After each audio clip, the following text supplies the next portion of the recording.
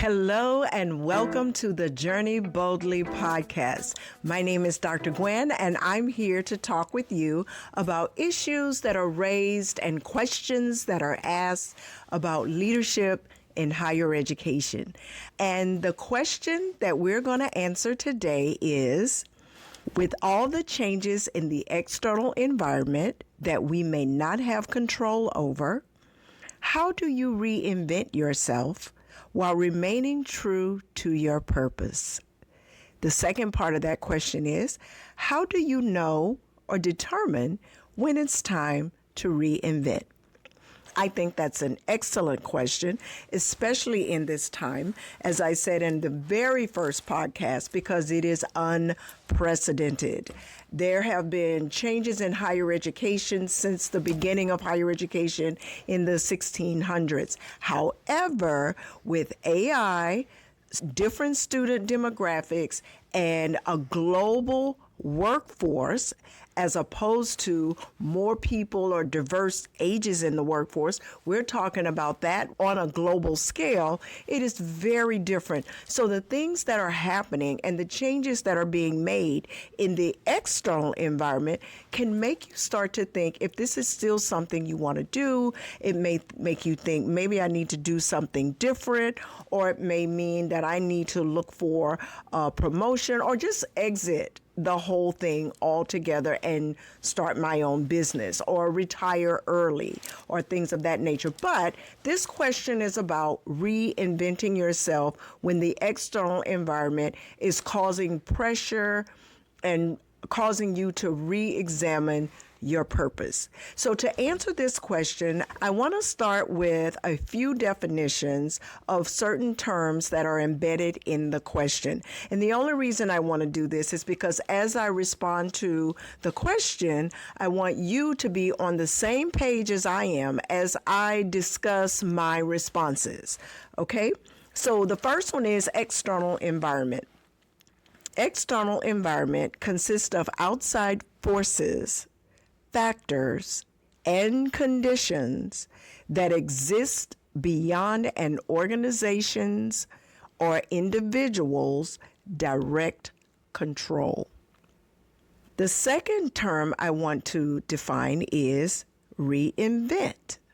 So reinvent is intentionally changing your life or career path to align with new goals, skills, or interests. Okay? And the last thing I want to define is purpose. Purpose is the reason for which something is done, created, or exists. So when you take these three together, what we're looking at, I'm being asked, how do you decide when and how to intentionally change your life or career path when the outside forces and factors and conditions that exist beyond your control? How do you do that but still stay true to why you exist and why you were created and why you do what you do? That one's great. All right. So now my counter question to the question is, should we reinvent ourselves? I don't think we reinvent ourselves. I think we reinvigorate skills, abilities, and talents that we have that have been dormant because the environment in which we needed them did not exist. And as the environment changes, which is outside of our control, that's an opportunity to go back inside of yourself, your experiences, your values, the activities that give you fulfillment, and then decide to activate them. So let's take all of this, and I'm going to put it in a metaphor, and then use that metaphor to explain how I was able to do that with quality measures. Let's take the metaphor of apple trees. The purpose of an apple tree is to bear apples. Apples are healthy for you and have a lot of health benefits, but they don't change who they are because the seasons change. Whether it's summer, whether it's fall, whether it's spring, or whether it's winter, an apple tree is still an apple tree. So identifying your purpose, and regardless of the seasons that can come along, an apple tree remains an apple tree. So when you think about your purpose doesn't change. My purpose, I'm a giver. I love to give, sometimes at my detriment, but I love to give. So for me, giving doesn't change in my seasons of lack and in my seasons of surplus. I just give differently given the season and the times and what's going on the outside that might affect my ability to give in what I give, how I give, and the frequency at which I give. So let's go back to our apple tree metaphor. Apple trees go through a very dramatic process as the seasons change. They are dormant in the winter. They bloom with flowers in the spring. They grow fruit and dense foliage in the summer. And they ripen fruit with shedding of leaves in the fall. So let's take that and break it up into the 4 seasons and look at how we did that with quality measures. So apple trees are dormant in the winter. This can represent the gifts, talents, and skills, as I mentioned earlier, that you did not need or have to use because the environment didn't require use of that. Right? So many of us have skills and abilities that we're not using. For my company, Quality Measures, the majority of our clients know us as external evaluators. I am also a teacher. I've taught graduate classes as a graduate faculty member at a Research One university. And I've done professional development. I've helped organizations, community-based organizations, design strategic plans. And I'm an amateur singer. I have a couple of CDs out there. But as an external evaluator, we were constantly at capacity with our projects. There was no need for those additional skills. But when the federal government came through and canceled a lot of grants and contracts for our clients, we lost 60% of our business because our clients lost their grants and contracts. So the season for something else became available because the external environment shifted what was needed among my skills, abilities, and talents.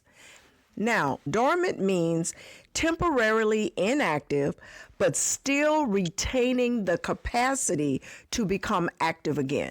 So my skills and my abilities and things that I could do that I wasn't doing when we were at full capacity with evaluation still exist. They were just there without the right season needing for them to be activated. So again, this was not a reinvention, this was a reinvigoration. Next, in the spring, apple trees bloom with flowers. This equates to awakening those dormant skills and abilities because now the external environment is conducive for you pulling out or waking up another skill. So we needed cash flow. We were struggling, right? So I decided that I needed to go back to the clients who knew me well and remind them or introduce to them or reintroduce to them that I could do these other things. I can help with strategic planning. I can evaluate the impact of strategic plans. I could do professional development training.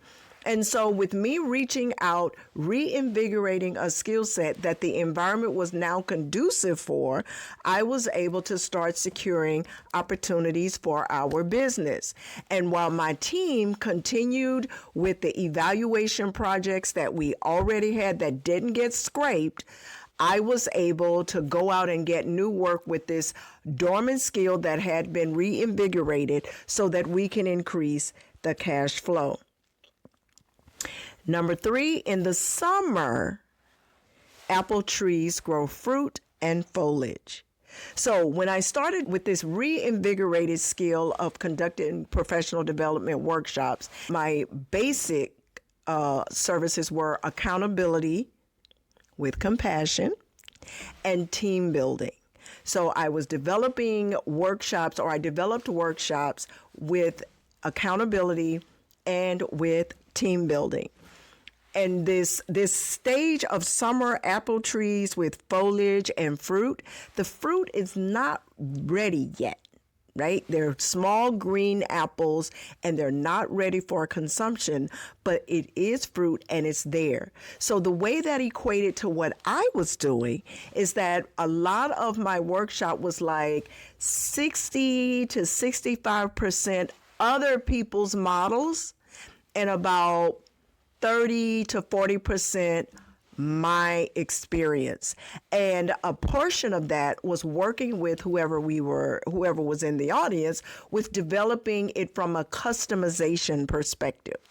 So at that phase, I didn't change who I was. I didn't change my purpose as a giver, as a servant leader, or as a person who provides a service to help other people. I just changed what I was offering that was already there inside of me. In the fall, that's when the fruit ripens. So now, as I was doing these workshops on accountability, I realized that over the 30 years that I've been conducting evaluations and working with leadership teams and talking to provosts and presidents and deans and faculty and community members, that I had a very strong, powerful, experienced model that I learned that works. So instead of using other people's work, I started using the model that I created from my experiences with so many different people across this country. And that ripened fruit now was my own model, where the other models and other research supported what I learned from experience. So here's the thing. The external environment will always give you not only real and relevant reasons to believe that you need to reinvent yourself, they're actually a sign that you need to change, but not reinvent, but reinvigorate. Review what has given you joy, what are your values, what do you really enjoy doing that this new environment has awakened in you. So rather than thinking about changing yourself and trying to stay true to your purpose, start with your purpose and see how you can take what you're already able to do and upskill, improve, and offer what's already inside of you, because now the environment is conducive for a change. Now, I want to wrap this up with how I was able to do this in real time, real life. I embraced what Connor and Smith, I'm using somebody else's work, Connor and Smith identified as the 4 steps to accountability. And the 4 steps are to see it, own it, solve it, do it. So I'm going to do a very abbreviated version of this and show you how I use these 4 steps in reinvigorating some skill set that I already had in order to respond to the changing environment that we experience. So to see it, ask the question, what is the reality I need to acknowledge to get the desired results that I want? So what I had to do was accept the fact that the federal government had chosen to cancel a lot of grants and contracts for our clients, which left us without a lot of work, which left us with a loss in revenue. And we had to do something different. We couldn't sit around twiddling our thumbs saying, woe is us. I did take a breath, though, because that did make me pause. It didn't knock the wind out of me, but it definitely made me bend over and say, whoo, okay, I got to do something different. And with the awesome team that I have, and because we had some people who had to move on, and they moved on to bigger and better things, which is I love, because that's my job, is to make sure that when you work for quality measures, you are better prepared for what God has next for you. Okay, anyway, I digress. Okay, so to see it. And so I had to say, okay, what else can I do? And then I had to own it. Number 2, how am I contributing to the problem or the solution? Now, initially, I was contributing to the problem because what happened, that got me, right? When it first happened, the cadence at which evaluation opportunities and projects come in was too slow to fill the void that existed with losing 60% of our business. By the time we get invited to be an evaluator on a proposal, it gets reviewed, it gets awarded. If it gets awarded, then the contract is set up, then the work begins, then we can invoice for the work. That takes about a year. And when you lose 60% of your income in less than 6 months, that's a huge gap that cadence cannot fill.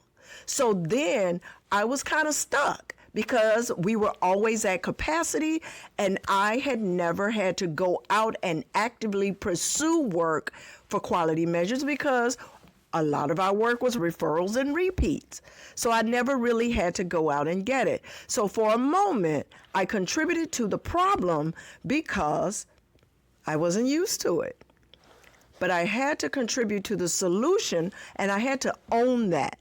And as I owned that, it opened up my creativity to say, what else can I do? Now, that's the solve it step. Step 3, solve it. And that question is, what else can I do? I asked my team, I asked my clients, I asked God, and the idea came to me in one early morning, and I got up, got on my computer, reached out to my clients who knew me well, who I call my hot market for those of you in business, and reminded them of what I can do. And I got an immediate response, and we have been fortunately blessed to continue to get those opportunities. So I'm truly grateful. And finally, do it. That's step 4. What must I do when? So what we did was we maintained the contracts we did keep. My team continued to do that while I went out and started working on the professional development training. They supported me in that. They showed up to assist me in that. They would help me think through the challenges. They would help me analyze the data when I did pre-assessments to contextualize the trainings to fit the needs of the client. So it has been amazing, and I have loved every minute of it. Well, I can't say I loved it, but I am grateful. I can say that. I am truly grateful for every minute of it. So I hope these comments have helped you, that they have resonated with you, encouraged you, empowered you to look inside of yourself and think about all the other things you know how to do, but just haven't needed to do them. Awaken the dormant skills and passions and opportunities that may have existed a while ago in a different environment and say, how can I maximize the environment now? So how do you know? When the environment changes, and you realize that what you've been doing is not working for you, and I believe only you know that. You know it's not fulfilling, you lose your creativity, you're not as excited about things, your motivation starts to wane. Those are usually signs. But I hope this information has helped you to be encouraged and empowered to take ownership of the opportunities that exist. When environments outside of your control shift, everything that's within your control is still powerful. Thank you. And if you have a question that you would like for me to address on the Journey Boldly podcast, please email me at drgwen@journeyboldlypodcast.com or go to our website at www.journeyboldlypodcast.com and leave an email that way.